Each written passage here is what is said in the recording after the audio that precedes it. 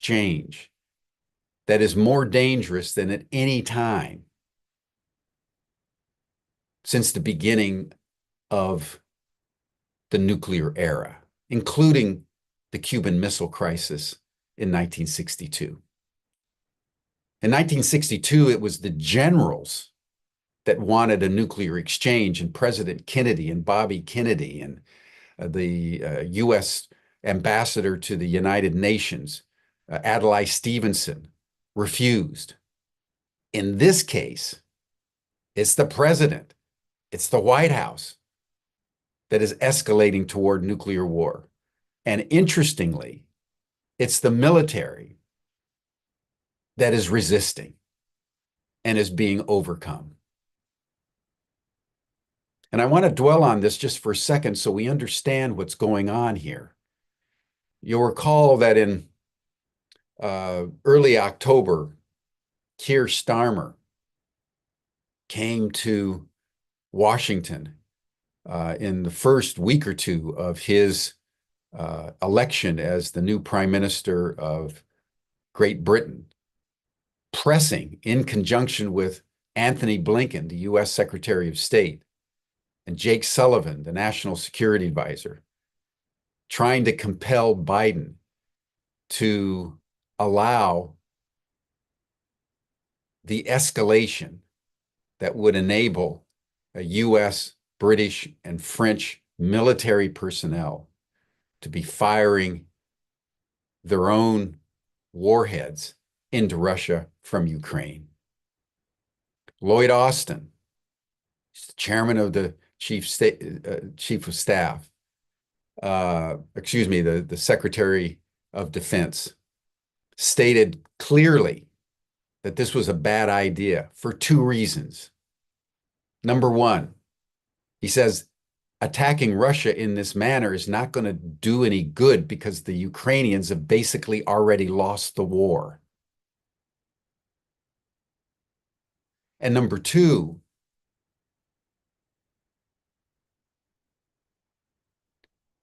any such move would escalate tensions toward a nuclear exchange. At that time, Biden relented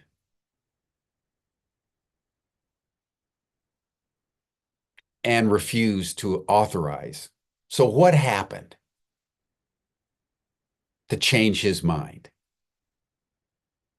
November 5th happened, when the people of the United States, by a significant margin, both in terms of the popular vote and in terms of the Electoral College, voted for Donald Trump, who has been clear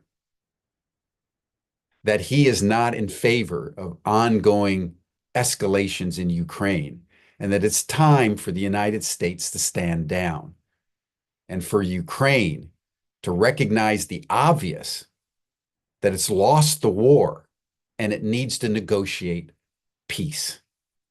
Something that the Ukrainians and the Americans and the British and the French continued to refuse to do. So at one level, what's happening here, my friends, is the Biden administration, in defiance of the will of the American electorate, in the twilight hours of one of the most catastrophic administrations in modern history that has brought the world closer and closer to a nuclear exchange, not only against Russia, but also against China, and fostered and proactively supported genocide and regionalization of war in the Middle East. They're now escalating at the 11th hour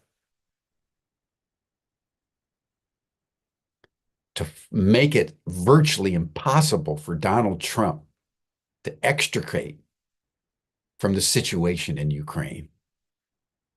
It leaves one speechless that the President of the United States is engaging in such reckless, dangerous behavior. It literally boggles the mind. Now, the reason why they're doing this also needs to be understood in addition to Trump. They believe, as they keep saying on the news, this is an escalation by Putin. He's bluffing. We can do anything we want. Well, let me tell you, Putin's not bluffing. The Americans have been making this mistake for 30 years, since they began in the aftermath of the Gorbachev era and the collapse of the Soviet Union to move NATO to the east with a specific doctrine of full spectrum dominance and the breakup of Russia. That's been US policy for 30 years. When Putin warned that Ukraine was the red line, the Americans just blew him off. He's bluffing. The Russians can't do anything. They're weak. They're a gas station masquerading as a country. How many times have you heard that on CNN and MSNBC? Well, guess what? When the Americans crossed that red line, the Russian army engaged in a special military operation to secure the Donbass, to secure Crimea. And over the last 3 years, has defeated decisively the Ukrainians, who are being literally massacred at between 1,000 and 2,000 troops, dead or wounded, every 24 hours. The Russians are advancing across the entire 1,200-kilometer front line. It's expected that possibly by the end of the year, they'll be at the Dnieper River. Ukraine is being destroyed. It was announced just last week by the Ukrainian Ministry of Defense that over 50,000 troops have had limbs amputated and are waiting for prosthetic devices. And we're escalating toward nuclear war rather than sitting down with the Russians and negotiating peace. And let me add to this. What we're talking about in terms of Russian nuclear capacity. It has far more nuclear weapons than the United States. One of the intercontinental ballistic missiles of the Russian nuclear force carries 18 warheads. It's called MIRVs, multiple independently targeted warheads, each one of which is between 200 and 250 kilotons. The bomb that destroyed Hiroshima was 15 kilotons. One ICBM from Russia could destroy 18 American cities to a radius of 50 miles. And Rear Admiral Thomas Buchanan says, we're ready to go to nuclear war and we can win the war and keep our deterrence. It's a level of madness that we need to understand clearly and speak out. At the Seoul Conference, where I'm going as soon as this broadcast is over, it's on UAP disclosure. And at the first opportunity I have, I'm going to stand up and say, we got to stop talking about UAP disclosure and start talking about the imminence of nuclear war. Because Putin is not kidding. That missile that they shot to Dnipro and just completely destroyed the facility,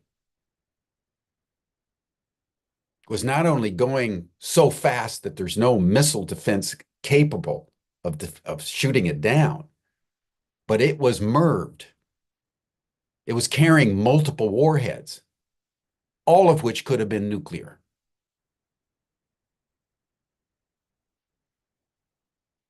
But they used conventional forces.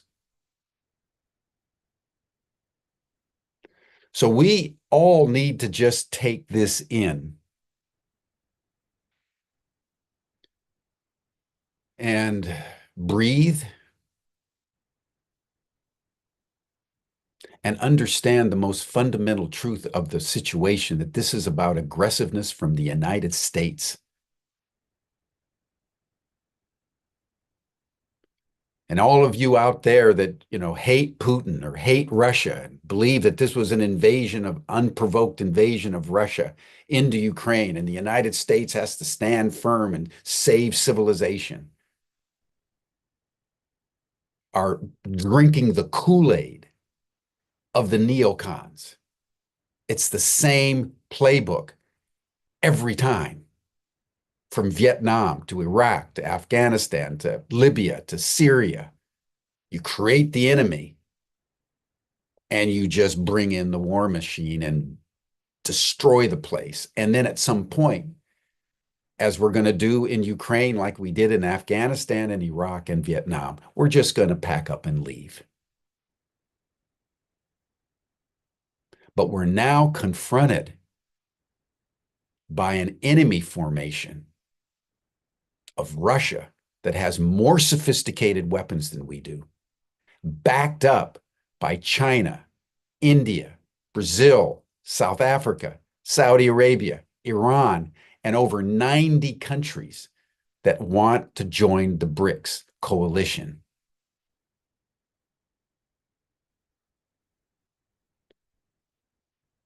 So we need to act. There's going to be a protest in Washington, D.C.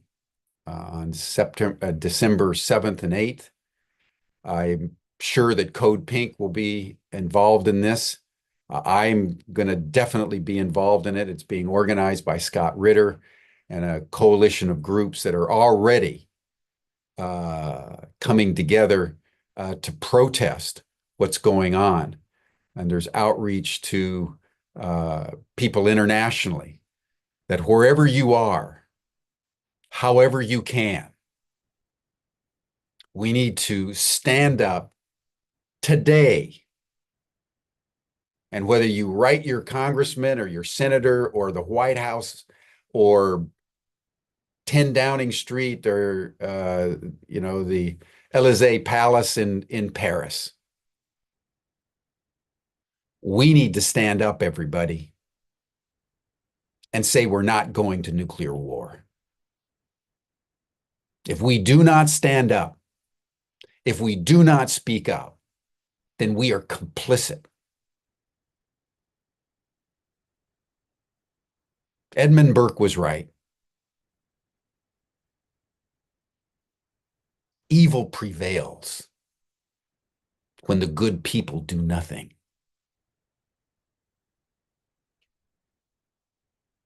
And on that pivot, the world will turn. So thank you, everyone. I know I've taken a little bit of time. It's strangely ironic that we're going to be talking about the feminine presence in the architecture of Washington, D.C. today.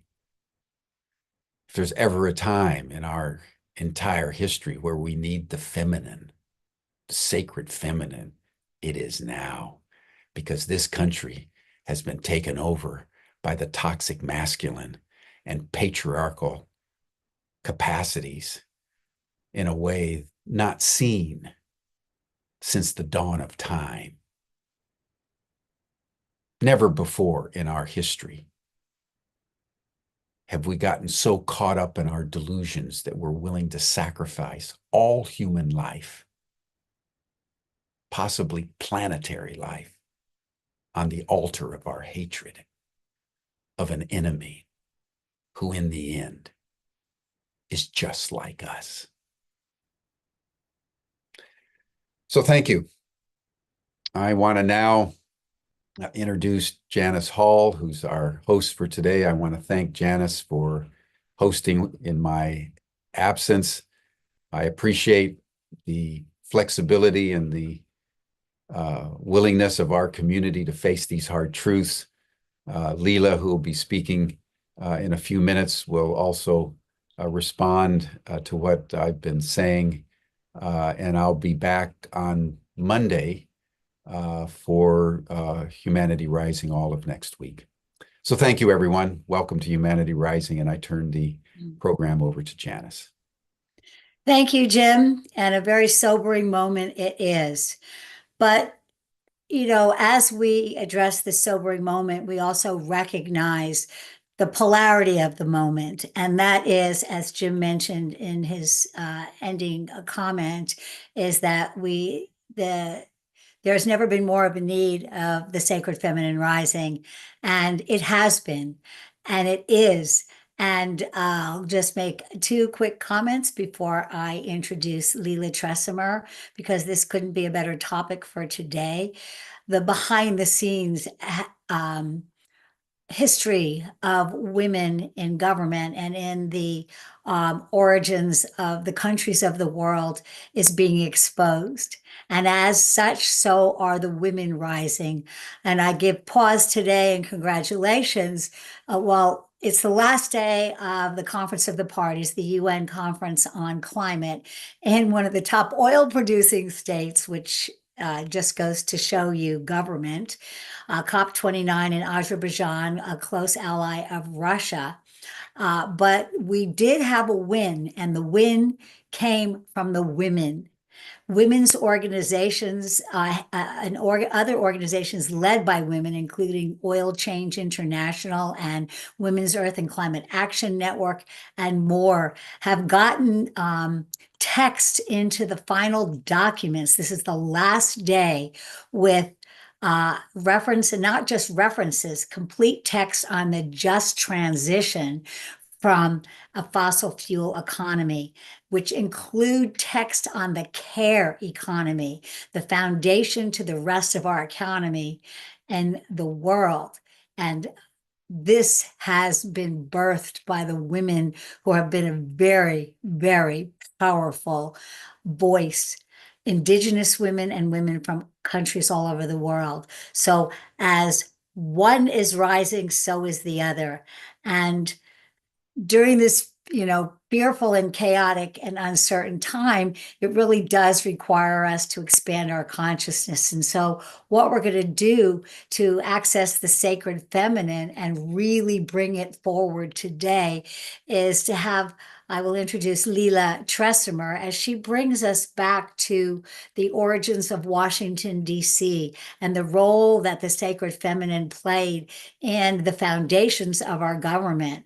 The Goddesses of America provide a template for this work and the opportunity to connect with the esoteric mysteries of the National Mall. Did you know that the National Mall is founded on sacred feminine esoteric mysteries?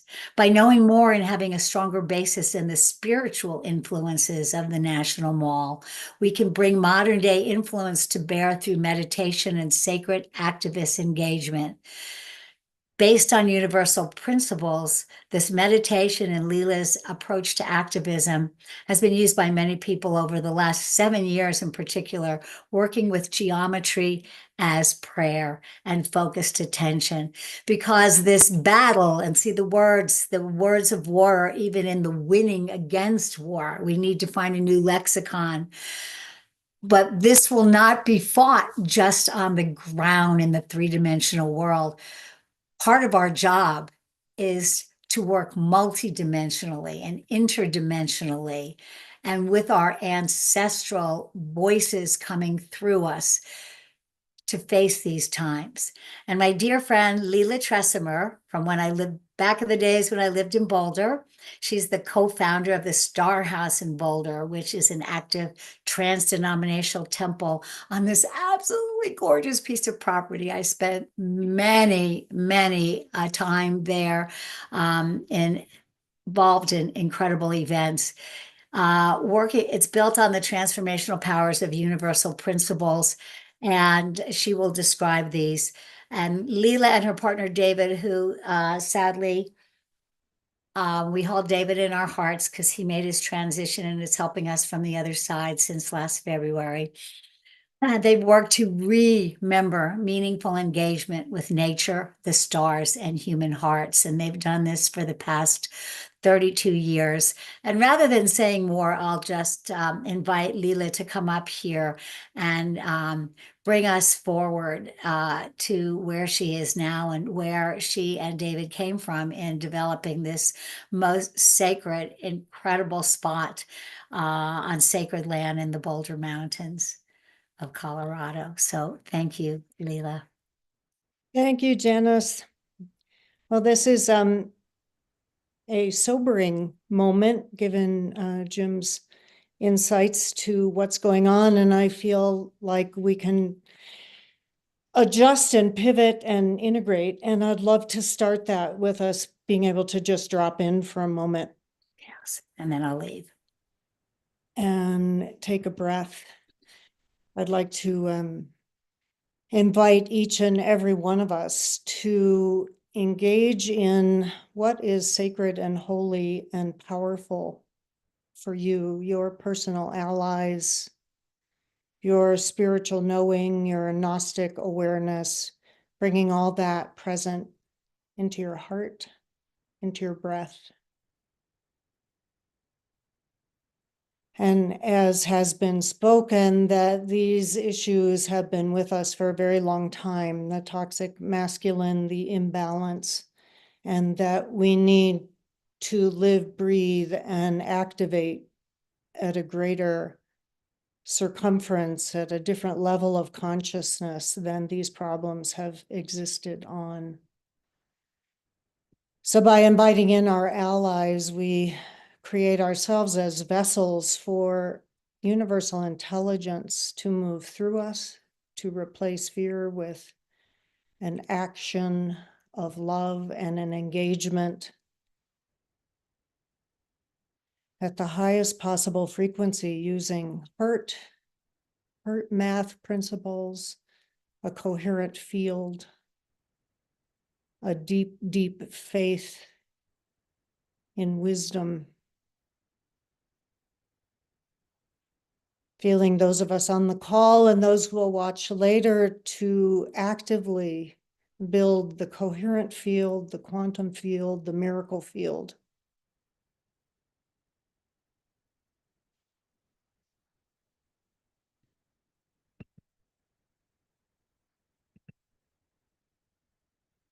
I'm going to bring up an image here of one way that we can be holding the earth as if we are even outside this earth, looking at her beauty and using principles of geometry, a toroidal field, the double tetrahedron image of balance and sacred union. This is a field we can build around our heart first. Again, heart math has worked with these principles and shown the importance of it. And in working with the planetary mother of Gaia Sophia, those principles are resonant, nested realities that what we feel in our heart can be worked with globally. And as our numbers increase, to perceive and see this kind of dynamic balance, healing, integration of the earth from outside the earth, from the quantum realm, even while we hold our presence in the 3D, to me, that's where activism works. So taking a few more breaths and integrating integrating some of the information, some of the perspectives, and feeling how we each individually hold our destiny, our passion, our reason for being incarnate at this time. Bring that forward also. What is each of our unique place in the mandala of life at this time? Again, breathing in, what is sacred to you?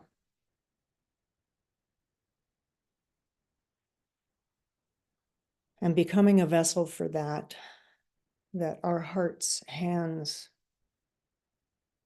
minds, and spirit can be dedicated to the highest possible vision.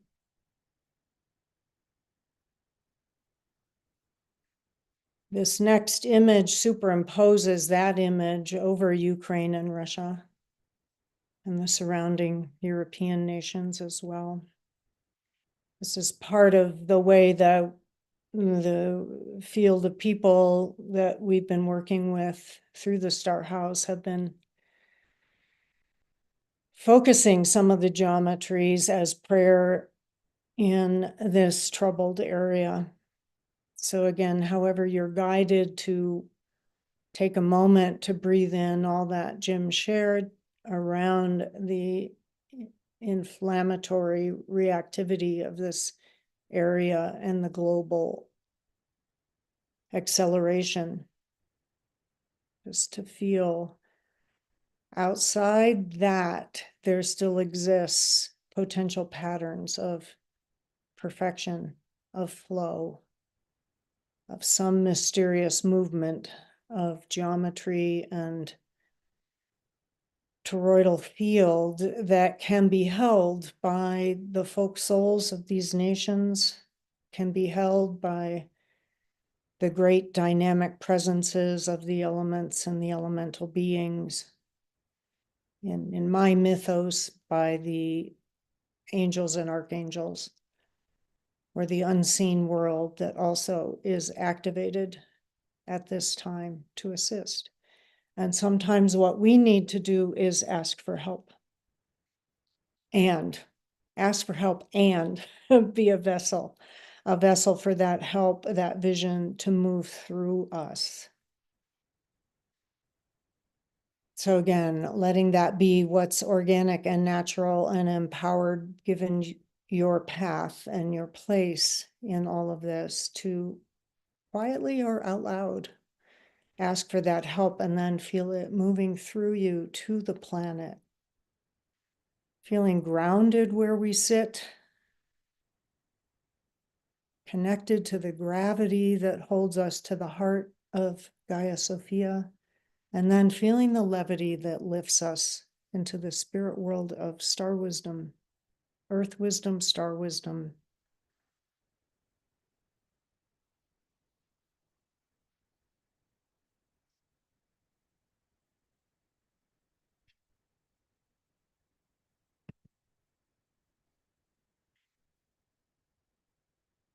So coming back into this reality, I'd like to just share a little bit and again, build as much of an integrating bridge as possible, given the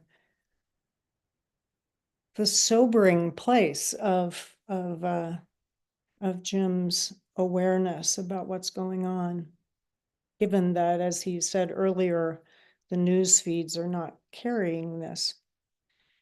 And I feel like the synchronicity of this being the presentation that was agreed on today, I'll do my best to keep it, relevant, because I don't think there's a mistake in this being the dedication of this day. It's a personal dedication of my life, my partner David. And I started to build the StarHouse Temples community. He was largely responsible for, with a group of people in 1989, to bring down, as he often would say, the StarHouse existed and he brought it down, along with help from sacred geometers and architects and designers. and that it was dedicated at its inception to sacred union. And when we met and married in 1995, we continued that dedication. So I have a few images I'll share with those of you who haven't seen the temple. And it is our dedication to understanding these universal principles is that they're rooted here in our landscape and in the way our community has worked with them over 30 years. They're rooted here and relevant everywhere. And so we'll keep building bridges of relevance from not only Washington, D.C., which is, as Jim mentioned, or to what's happening in the dominator culture of toxic masculinity and way too many years of out of balance patriarchy. So even saying all that to realize that for me, it's the rise of feminine wisdom is meant to be in balance with masculine wisdom and intelligence and protective forms and all of that. So it's always about sacred union, but because we're so dramatically out of balance, this is an opportunity for us to open some of the gates that have been worked with by a number of people, both on site in DC and in an ongoing meditative process that we do every Sunday morning at the StarHouse, as well as on Zoom twice a month. So our intention here is to share some of this template, not because it's isolated and only happening here, but as just a way of making prayer more focused through geometry. I've really been resonating with that awareness that we can be using geometry, colored, the directions, templates as prayer, along with intentional, focused words. So here we go. A few more images to get us to the next stage. So feeling the blessing to this part of the world. So this was the beginning of the presentation as of about 2 hours ago. The Goddesses of America is a principle not many people have considered. I would adjust a little bit some of what was said earlier, that these principles exist in the original templates laid down by the Masons, and they've been brought forward by a peer group who have been working with Goddess and the sacred feminine for some time. So some of what I'm presenting is actually an overlay on the grid that exists, and I'll do my best to make that more clear as we move through it. Some of the intention that I'm talking about is coming from the last 8 years. And I do believe there was great intentionality by many, and in my mythos or trying to comprehend how the 3D world resonates with spiritual principle, I believe that this happened because somewhere within the Masonic tradition, there was likely a smaller group of clearly intended individuals who understood something that they were bringing from Europe, and the way the feminine rose and fell in European and Middle Eastern traditions from 2,000 years ago, that some of that got brought intentionally to the founding of this nation as the New Jerusalem. So I'll do my best to try and connect some of these dots. It's a big topic. So the Goddesses of America, what I'm showing you here are the 4 goddesses that we decided worked with the principles of the 4 directions. So peace in the West, justice in the North, fertility or Ceres in the South, freedom in the East, and Columbia, the District of Columbia, as the overseeing center.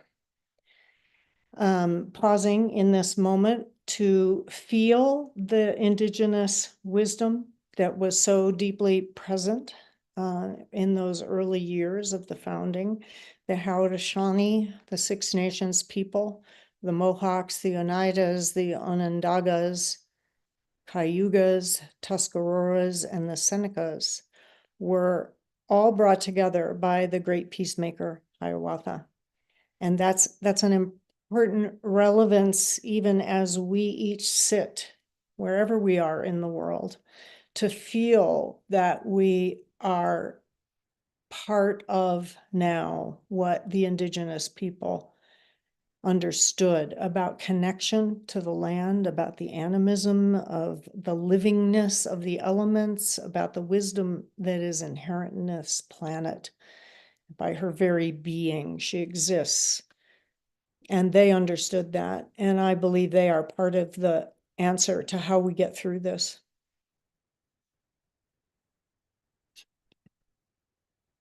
So the StarHouse in Boulder is, we understand our dedication to the Arapaho, Cheyenne, and the Ute, and make that a part of our work with the land, with the landscape, and with the ceremonies that we often do outdoors in the forest. We're surrounded by many acres of trees and wildlife, but only 3 miles from Boulder. It's a pretty extraordinary place.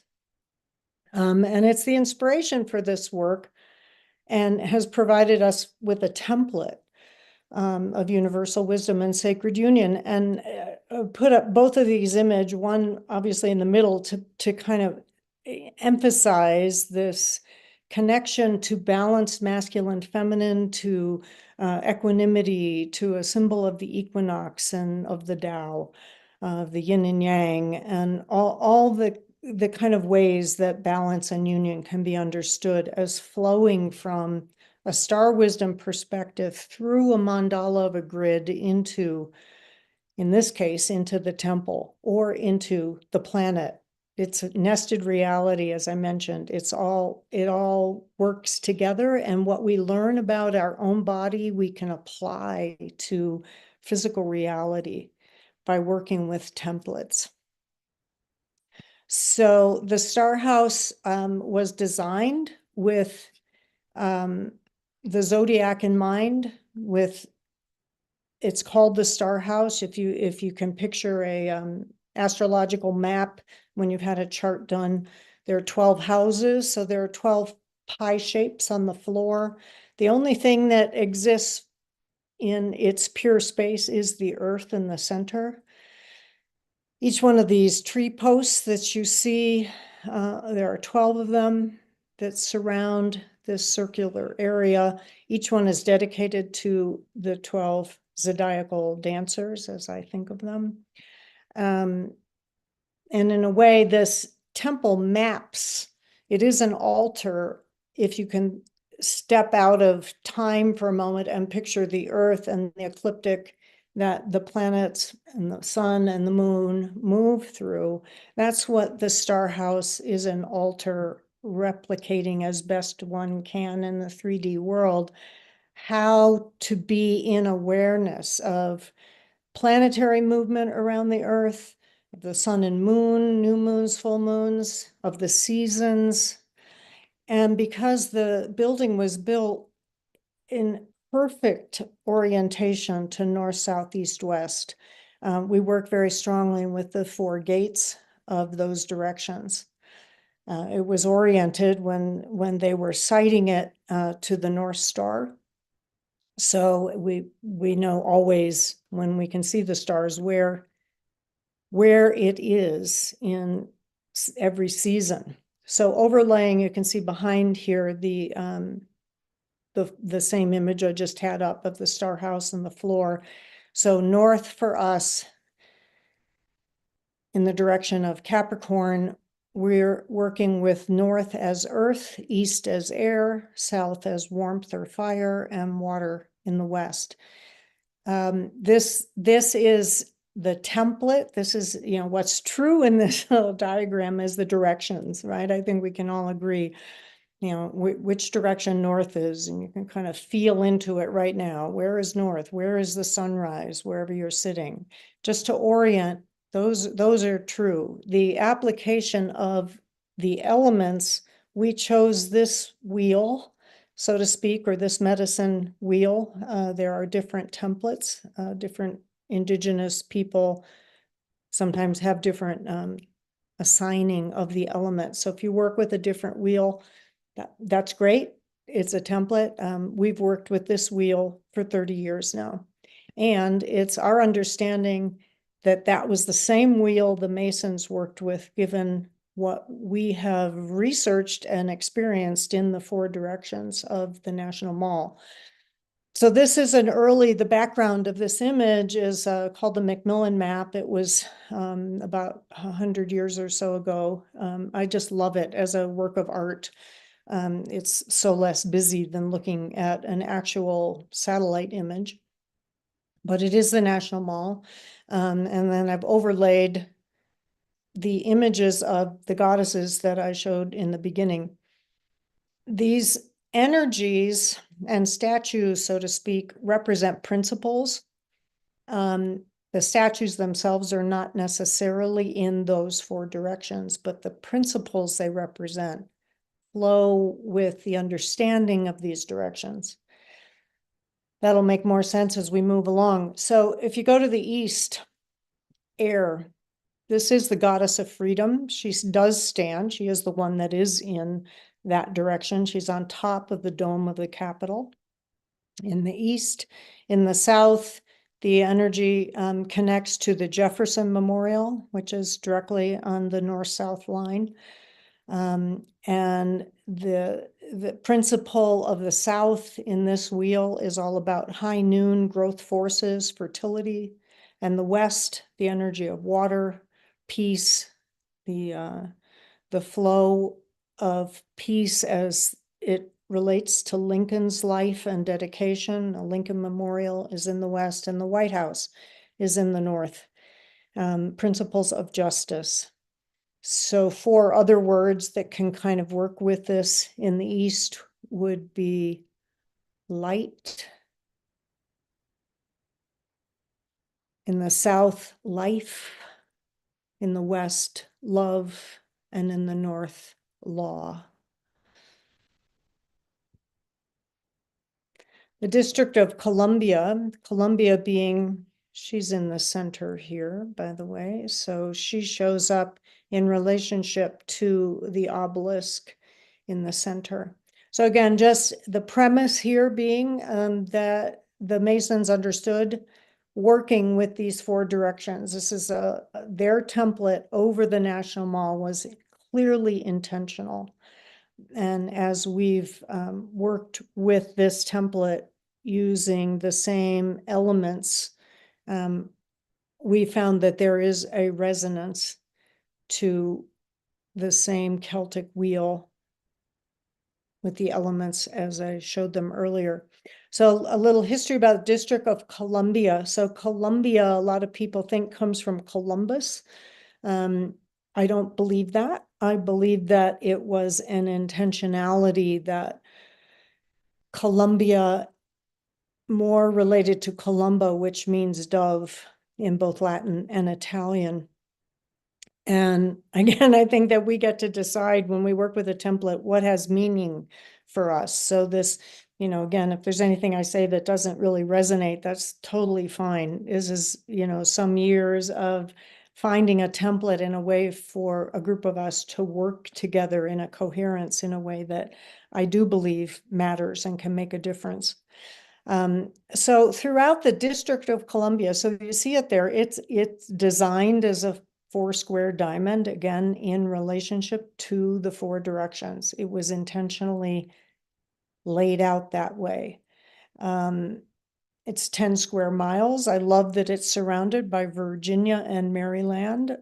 Was that intentional or just synchronistic? I don't know, but there you have it. And throughout the National Mall particularly, it's true throughout the city, but we're only focusing on the National Mall. There are carvings, archetypes, sculptures, monuments. I mean, the more you dive into the visual somatic experience of being there, it feels more and more like it was an intentional mystery school.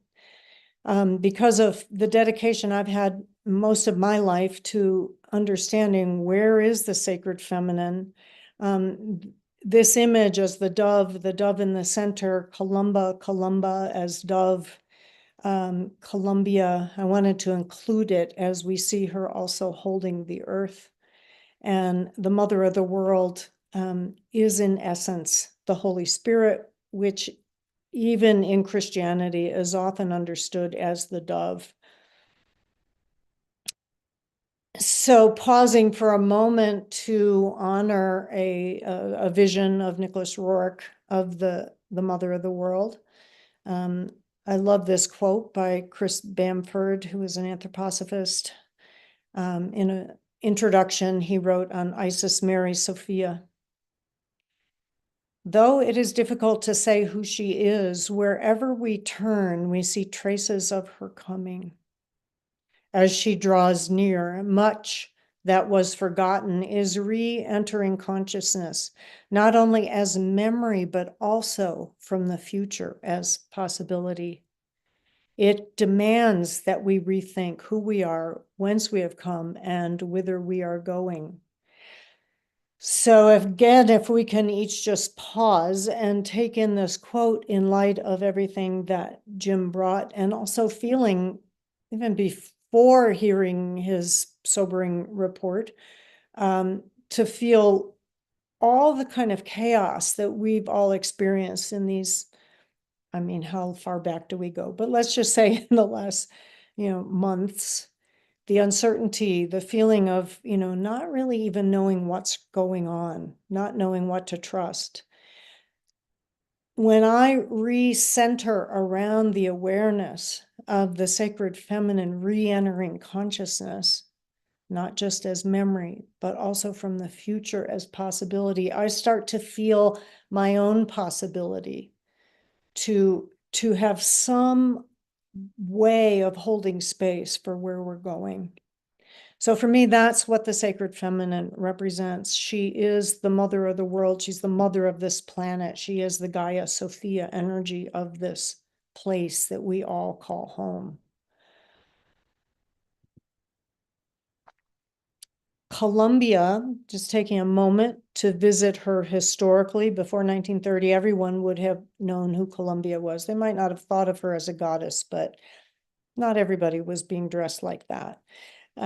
She was understood very much to be almost like a feminine version of Uncle Sam or something, often with the flag, dressed in the flag. Other European nations had their version, Britannia in Britain, for instance. And she starts to, also represent the not so great aspects of kind of American progress, so to speak, or manifest destiny, that image on the right. She was also seen often on coins. So Columbia was understood to be a feminine presence. We'll leave it at that, and sometimes manipulated, as is often the case. But it was a recognized principle of a feminine embodiment, so to speak, or a feminine archetype more than an embodiment. This is her as she stands on top of the Smithsonian, just a stone's throw from the from the Washington Monument in the National Mall. The castle on the right is the Smithsonian, and she's on top here.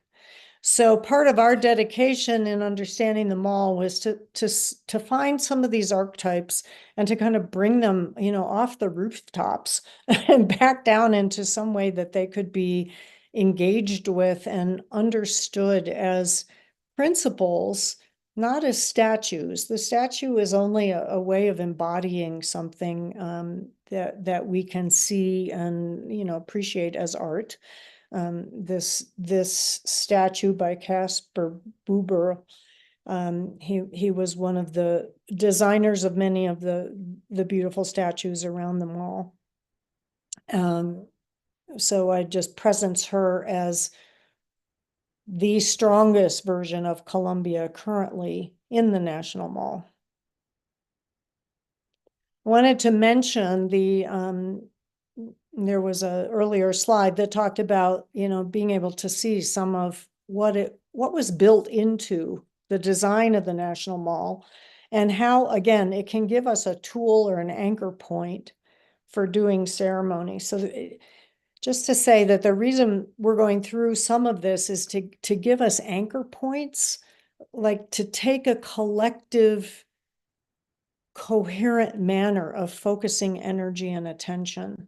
So I'd love to end our time together with a bit of a meditation, working with some of these anchor points. So all this is leading up to what's in the underlying architecture and design, and where did it come from, and how is it useful to us now? David Oveson, who's written a couple of books, one, The Zodiac of Washington, D.C., and the other, The Secret Architecture of Our Nation's Capital, brought out that there were somewhere just in the National Mall area between, I think, 22 and 30 versions of the astrological signs, and way more if you look at the whole city.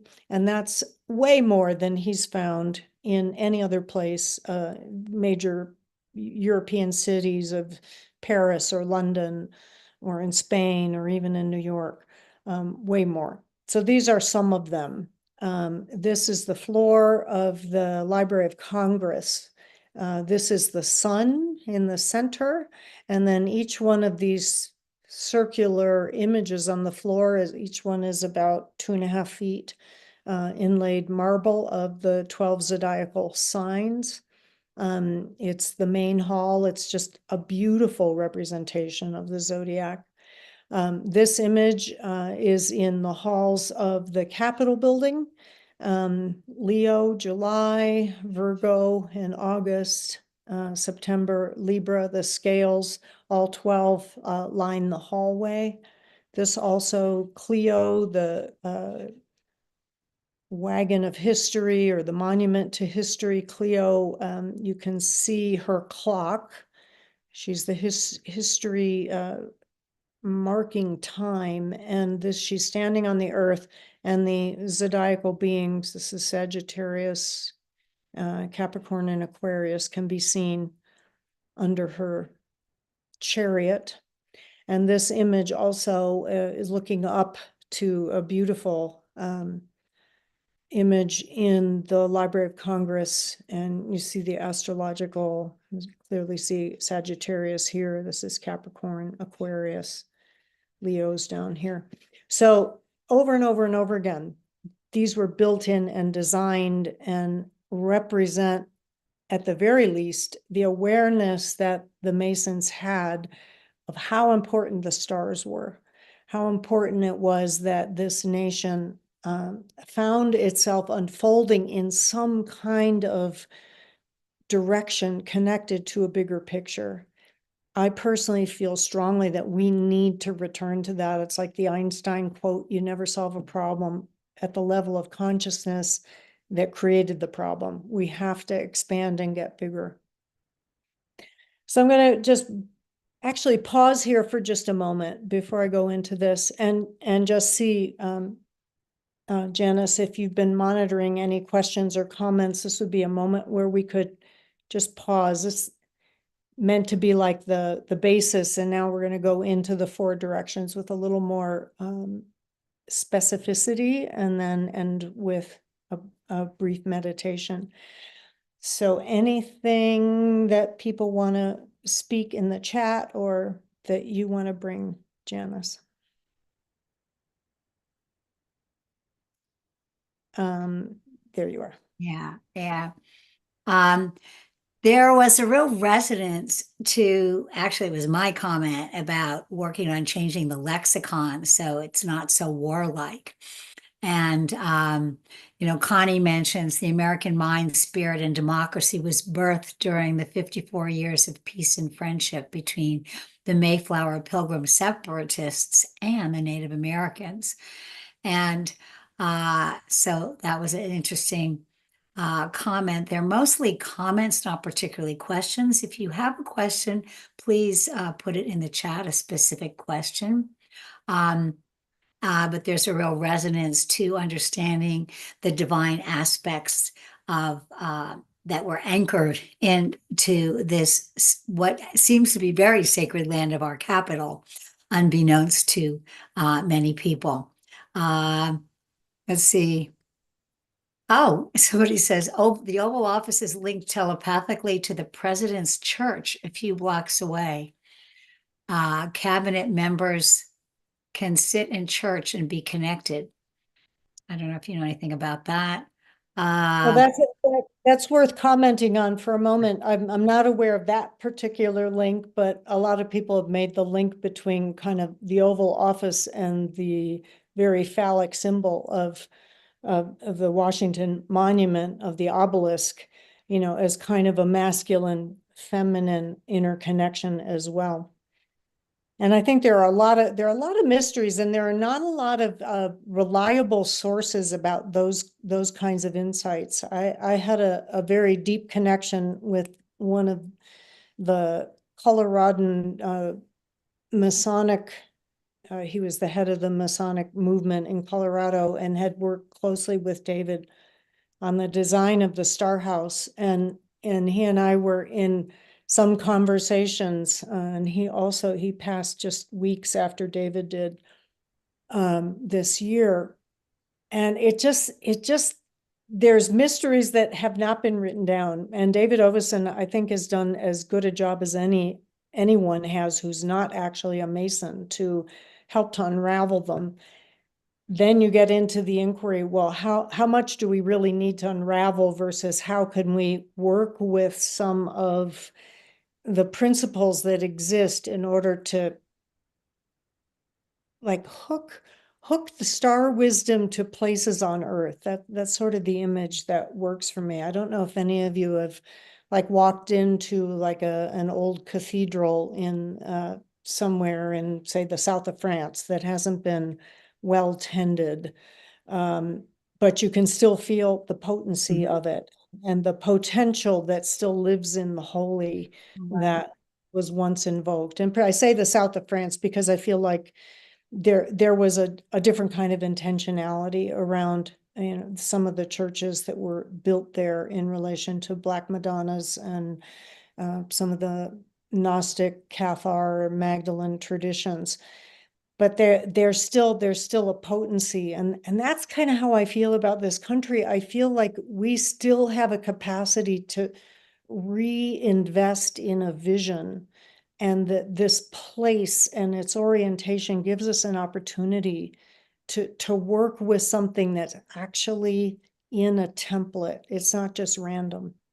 That's a really good point, because I think those churches in the south of France, the dynamics, the sacred geometry was intentional. And as you know, that sacred geometry carries vibrational frequencies. So when we intentionally connect to it, we connect to the intentionality of that ancient wisdom. And I paraphrase something you said earlier, the sacred feminine as memory, what I call the ancestral wisdom that we connect with, meeting future possibility. So what you're allowing us to do here is to step inside those intentional designs, whether they be geometric or actually artistic, and connect to try and embody them. And in doing so, we become intuitively, we embody an intuitive understanding that becomes part of our DNA and our ability to be a more effective person in carrying that forward. Someone asked the question, what will cause this work to be more understood in the mainstream? Well, that's one of the reasons I wanted Lila to be here on Humanity Rising, because I think at this particular time in history, it's really important to give people an understanding and a faith that there's something greater than us at play here. that there is a star wisdom that we can tap into, and every indigenous culture relates to that star wisdom. And even Mother Gaia practices cosmomimicry as we practice biomimicry here on the planet. So I will turn that over to you, Lila, but I would invite anyone here watching to contact Lila and offer her any opportunities you might have to broaden the understanding of what she presents here. Yeah, Uh, thank you, Janice, and thank you for the question, because I think more and more there is a rising and an emerging of feminine wisdom, and it's happening all over the world in different ways. I saw another question go by quickly about what are universal principles. To me, the universal principles are the things that would not be offensive to anyone who's not rigid in their fundamentalism, whatever that fundamentalism may be. Because a lot of new ideas aren't going to penetrate, or not even new ideas, these are ancient ideas. But universal principles to me are, we live on a planet, we all share the seasons, we share the passing of the sun and the moon around our planet. We're aware that we're not isolated. There are understandings through so many traditions. So the universal part of that question would be, what's shared, whether you're, Buddhist, Hindu, Jewish, Sufi, Arabic, pagan, indigenous, what's shared is that we live on a planet. We're sharing seasons, sun, moon, and we share the gift that the elements of earth, air, fire, and water bring to this planet, to life. We share the exquisite, detailed intricacy of how life on this planet works. Ideally, we share the understanding that being a steward of those principles is an essential part of sustainability. And then where is the star wisdom, earth wisdom relationship? I think most traditions have understood for eons that there's a relationship to the stars, clearly to the sun as the star of this planet. But then beyond that, for how long indigenous people, Aboriginal people have said clearly, we come from the stars. And they know the stars. They can walk around their entire continent and come back to the same tree because they have a connection to the telluric earth energy, and they understand how stars guide them. So those are some of the universal principles. And then working with those principles as a template becomes a little more refined, which is why I mentioned that the template overlay is that we work with earth as north, east as air, etc. But the principle is that you work with the elements related to those four directions, bringing in the above, the below, and the within, and that the human being has a place in how all this unfolds. It's not to just say, well, we're hoping for intervention from cosmos. It's like we need to embody those transformations. I would say another universal principle for me is how the alchemical process works within the capacity of the human body to heal, within the presence of a temple to create a sacred space that can be felt, things like that. Shall we jump in? There was another question there. If you could address a little more background on the Masons.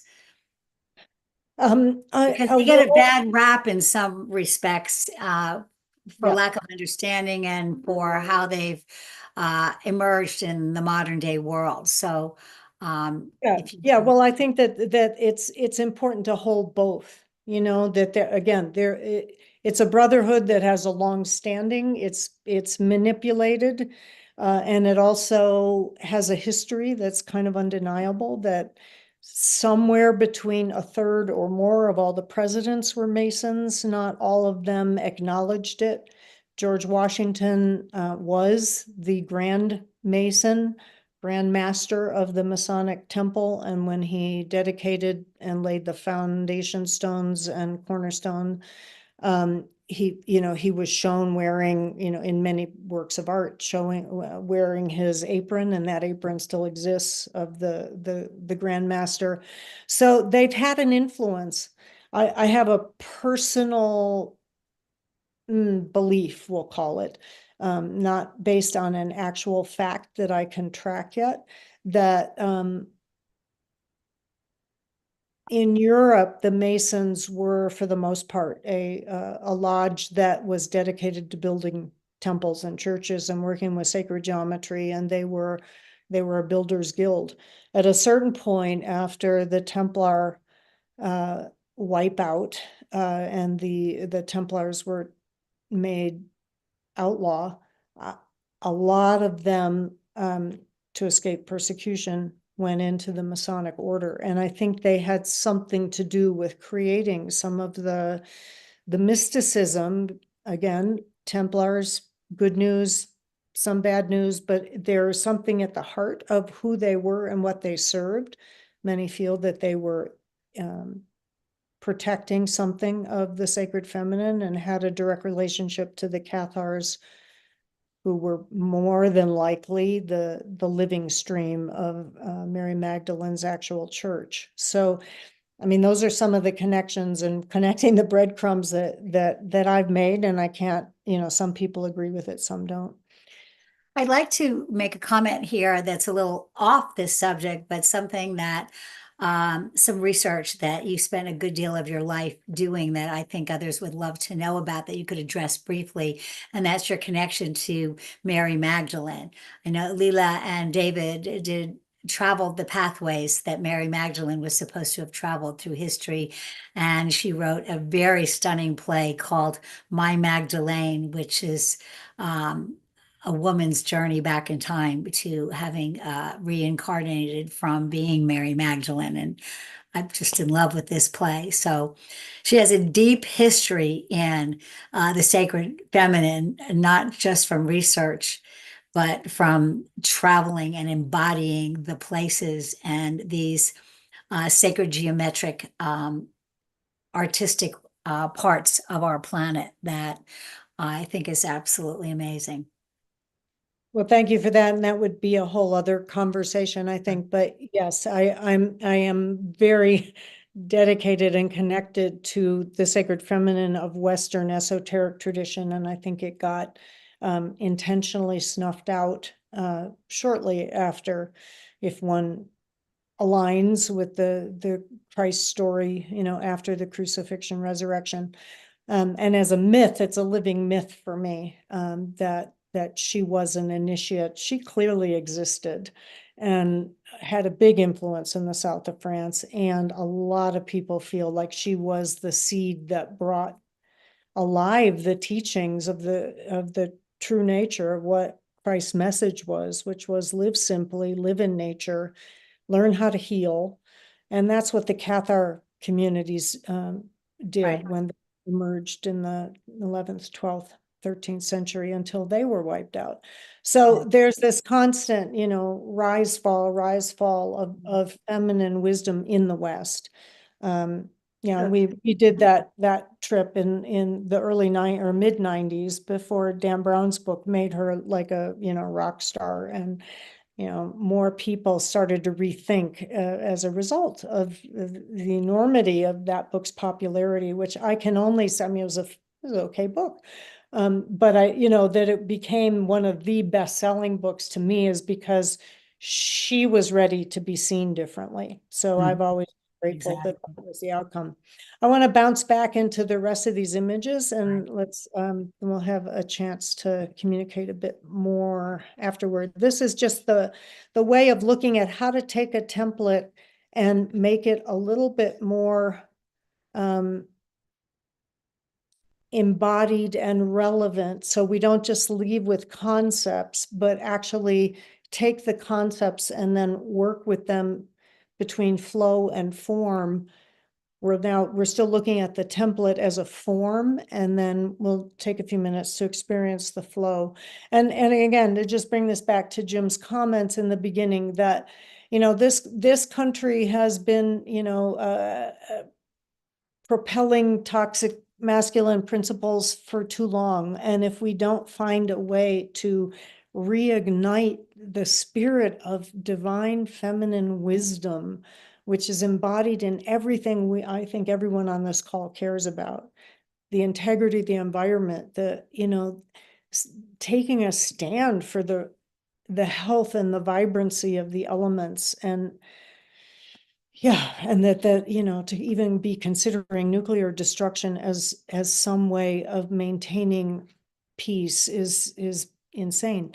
So we're going to start in the center and look at Columbia as a principle of love, feeling that those two images together,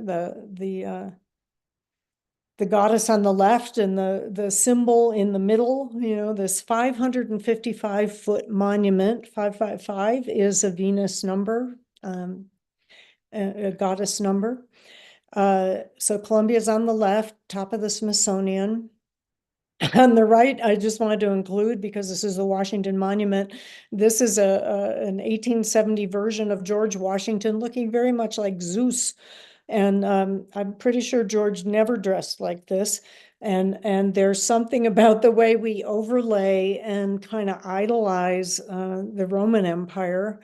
And in certain ways, I think we're replicating what became of that empire and its, degradation. And, that this is what we did to George, who in a way, or how he was interpreted, to me is not it's just something to integrate in the, like, what we as a culture chose to idolize. Like, we could have gone way more towards indigenous wisdom, but we honored Rome, and it shows up in some of the architecture.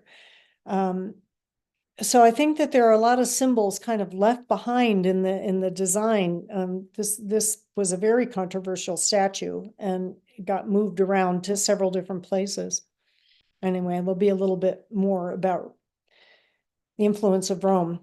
So this is a little look at how, when you're in the top of the obelisk, you can take an elevator up to the very top, and what you see in these four directions is pretty much what is seen from the top. So when you're up there and looking north, again, to reemphasize the template that we chose to work with, this is the White House. And in this direction, we're envisioning energies of the earth element, of indigenous wisdom, of the elders, of the ancestors, of justice. When you're up here looking to the east, way down there, the distance between east and west is 2 miles on the National Mall. It's less north to south. So way down in the east, you can see this is the greenery where so many things happen as you approach the Capitol building, which Thomas Jefferson always called the Temple of Freedom. I prefer that as the name, because I'd like to think that in the end, we can understand and model what freedom really truly could mean, and the principle of air coming through the energy of the east. Looking to the south, you see the little model here of the Jefferson Memorial, and the energy of fertility, warmth, the growing forces of high noon. If east is the dawn, this would be high noon. The west would be the setting sun. West as the place of peace, the Lincoln Memorial, and the reflecting pools that lead up to it. And you can see the Potomac in the back. And then looking to the north, again, seeing earth wisdom. So looking to the east, seeing freedom, east air, and just a little bit about why I sense that the template as it was created by the designers, let's call them the Masons, or maybe some were not Masons, but the design. So this goddess of freedom who stands on top, you can, barely see her. She's 19 feet tall. A lot of people in DC don't know what this is. It's only recently becoming more apparent that she is an amazing example of a goddess energy, because she recently was placed in the visitor center recently, the last 20 years, 15 years, something like that. And she has an eagle on her head. So talking about air and the winged ones as a representation of the east, of the air element. She was created by Thomas Crawford, who was an American sculptor living in Italy at the time he got this commission. They spent a lot of time reworking her headgear and it landed on this, that the eagle is in her head. This shows her in the visitor center. This is the plaster cast from which the bronze was, that stands on top of the Capitol. So she now is in the visitor center. And interestingly, she is not Greek or Roman. She is wearing a kind of Roman helmet, but her cape and drapery is purely Native American. Now she's carrying a sword and a shield, but the draping and even her features are very Native American. She's got feathers in her hair from the eagle, but it's a traditional Native American costume and or draping. And she's next door to the cap when we do these tours, we go through the 4 directions and we visit the locations and get a feeling for them so that we're, again, somatically we can work with it. It's right next to the National Museum of the American Indian, which is sort of southeast of that side of the mall. And on the right is a depiction of the inside of this amazing building. This is the newest addition to the mall. And this structure has it's just a spectacular building. This is a huge medicine wheel on the floor. And then you look up 3 stories and see the concentric circles and the opening to the sky. So it's sort of built on their principles of indigenous wisdom, understanding, the light of the heavens, the groundedness of the earth, and the 4 directions in the medicine wheel. And they were fine with our group coming in and actually doing a kind of ceremonial moment, which is a replica of what we do on a regular basis in the StarHouse. So you kind of get the proportions here, how large this area is. It's probably very similar size actually to the StarHouse, which is about 40 feet in diameter. Beautiful, beautiful sacred space, and really deeply honors the indigenous people, as does the goddess of freedom in the East. So moving to the south, looking at the growth forces of high noon, of fertility. Again, my working partner and I, a woman named Anastasia, and I 7 or 8 years ago started working with this template after she and I taught together a priestess training of ceremonial arts in the StarHouse for 17 years. And fertility and Ceres became like a statue that represents the principle of the South. This is a look at Jefferson's memorial and of Jefferson the man. Inside the temple, you can kind of see his silhouette here of this statue. So just as we were considering fertility and growing forces as an energy of the South, when we were in his space here and you walk around behind this statue, part of the bronze behind his right leg on the floor, or towards the bottom of where his cloak falls to his feet, the cloak is lifted as part of the artistic statue, and there are ears of corn and tobacco growing. So just kind of said, oh yeah, okay, this is the place. And Jefferson did care a lot about farming and growing food in America. And the goddess Ceres is a representation of that. This is a depiction of her in the National Gallery. She's also surrounded by some astrological characters. She's being depicted here as Virgo. And this would be Gemini, and Leo and Virgo in the astrological mapping. So we go and spend a little time with her in the National Gallery.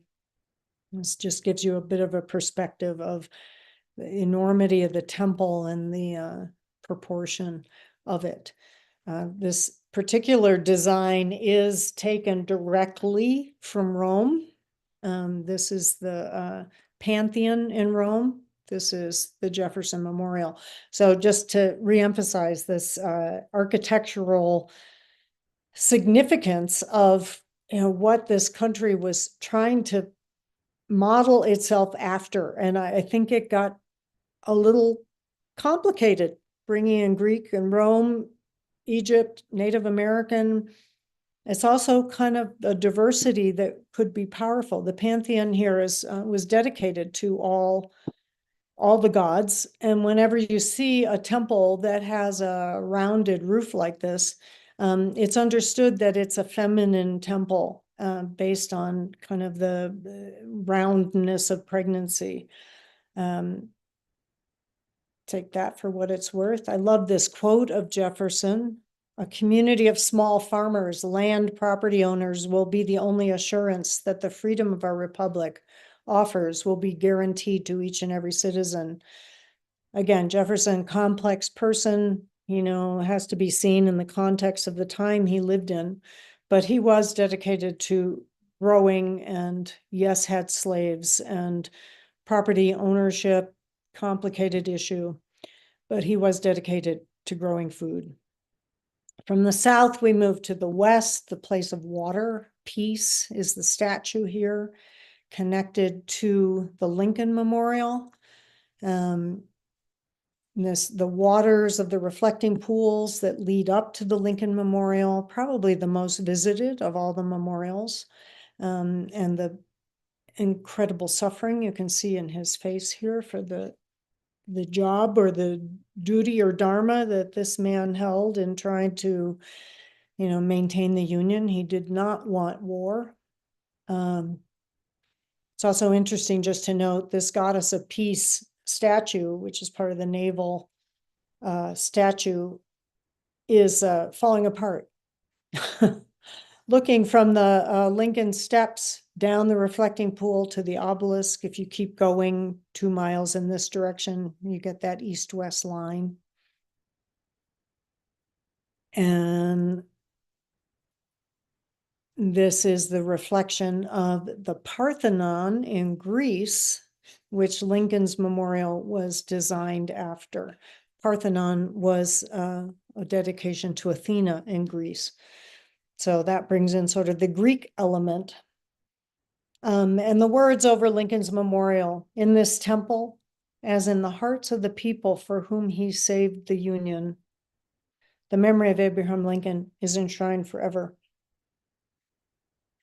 So again, I'm going quickly through some of this. There's so much that can be said. And these are just to bring a little more familiarity with what's enshrined in the National Mall.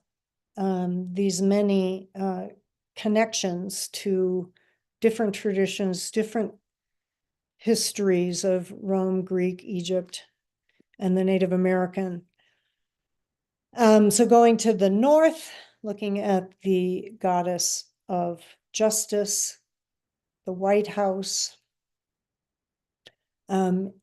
recognizing that in a medicine wheel reality, this would be the line of the elders, the past, not just the founding fathers, but the founding mothers. And, in this, I would include ancestors and indigenous wisdom as well. When you tour the White House, you get to a point in the Blue Room where when you look out the Blue Room, you see the obelisk standing so prominently, looking from the north to the south.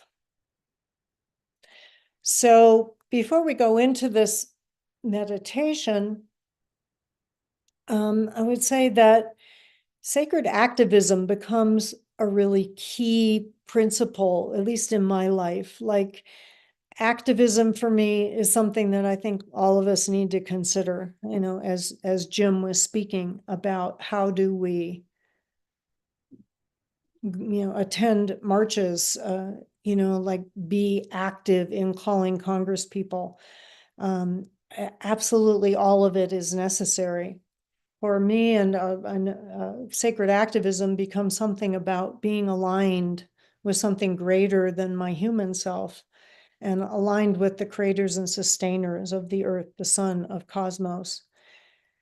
Feeling pulled out of only my self-focus into a greater self and into the full potential that I think humanity is destined for, hopefully in our lifetime, to become more fully human as anthropos, as the more potential human.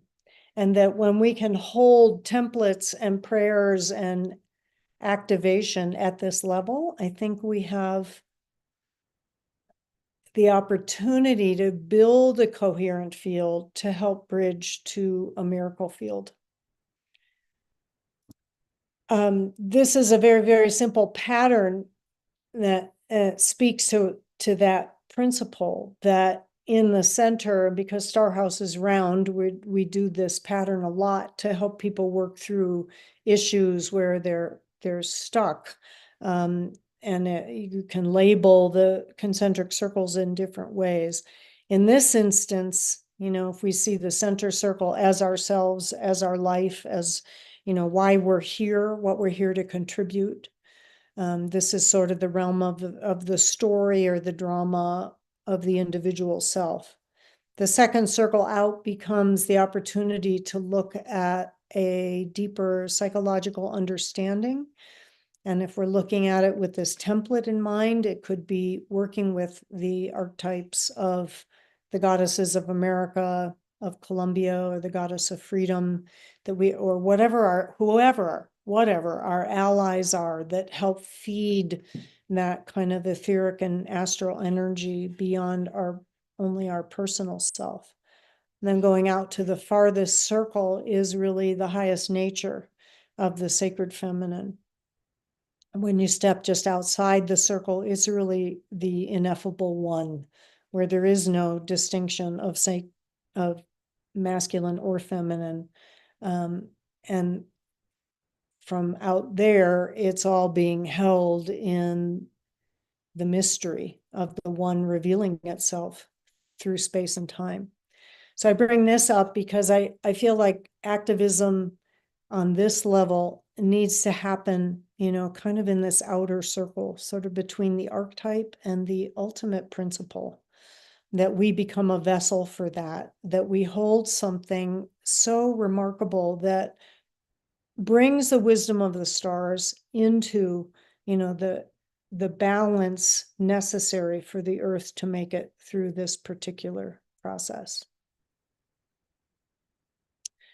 So before we would go into doing, when we do these tours, we're kind of doing these all three levels. We're clearly taking care of people individually and making sure we're, fed and watered, and that we're actually having an enjoyable time meeting our nation's capital. And we practice doing some of these sort of from a heart math perspective. This is a piece of artwork by Corinna Shaw, who does some beautiful geometric presenting of prayer as geometry. These are the principles that we end up working with, then starting to build our field in the center circle, our individual field, feeling this infinity energy that moves through the heart in all directions. It goes left to right, it goes above and below, and it goes from the heart in both directions. So moving forward and backward. And it's a flow form that we then apply to this sacred activism meditation, but it starts with the individual. In my reality, we're nested realities. So what's true around the body of the human can be true in an active temple, can be true for the planet. So taking this image and then laying it over, again, this beautiful mapping of the National Mall of the Macmillan map 100 years ago, and seeing this flow of energy. So the individual, when we get to the last day of our sacred tour, everybody's chosen one of the 4 directions. And we each go to that direction with our iPhones and a timer and a kind of sense of what is going to happen coherently. And I would stand with whoever's with me in the east, in front of the Capitol building. Can see the flow pattern is overlaid here as well. So I'm standing there. Other people are standing in the west. And we start by envisioning the opening of the gateway behind us, just to use direction. It's like inviting the energy of the east, the quality of air. What does air mean to me? How do I bring inspiration and breath, the new dawn, this kind of brilliant sense of a great archetypal being opening a portal to the east that then moves through the goddess of freedom, and then becomes part of the Capitol building or the Temple of Freedom. And then all that gets gathered into the humans standing there as vessels and creating the flow, inviting in this flow through the obelisk to open a field of inspiration. This isn't about praying for something to happen. It's inviting the intelligence of universal principles, of archetypes, of the presence of this great being who holds the intelligence of the East, of the mind, of the sense of life and light, and just being a vessel for that and pulsing it initially in this meditation, pulsing it from east to west. And I know the people in the west are doing the same, inviting in the archetypes that hold the gate of the west, of water, through the goddess of peace, through the Lincoln Memorial, into the hearts of the humans who then are pulsing it through the obelisk. So we do that for about 10 or 12 minutes. North and south are doing the same with each other, creating this kind of earth to warmth connection, the earth element, the goddess of justice, through the White House, through the human heart and hands as they pulse it to the south. So eventually we get the sense after 10 or 12 minutes of doing that, that the field is being held coherently, not just by us as humans, but by us as vessels, creating that pattern. And because we've felt it in our individual self, we can then start pulsing it more universally into the field. Then once that's getting strong, we have a real sense that there's a chalice that's being built. Connect then east to south, south to west, west to north, and north to east in that diamond shape, which is the mimic of the District of Columbia, right? It was that diamond shape. And that is a real geometric presence in the mall and in the entire district. So we've created a chalice that then allows us to pull in and invite in, I would say, more accurately, the above and the below. So the obelisk becomes the kind of lightning rod for star wisdom to move through the obelisk and equidistant into the realms of Sophia Gaia. So it's a 555-foot depth as well as a 555-foot height.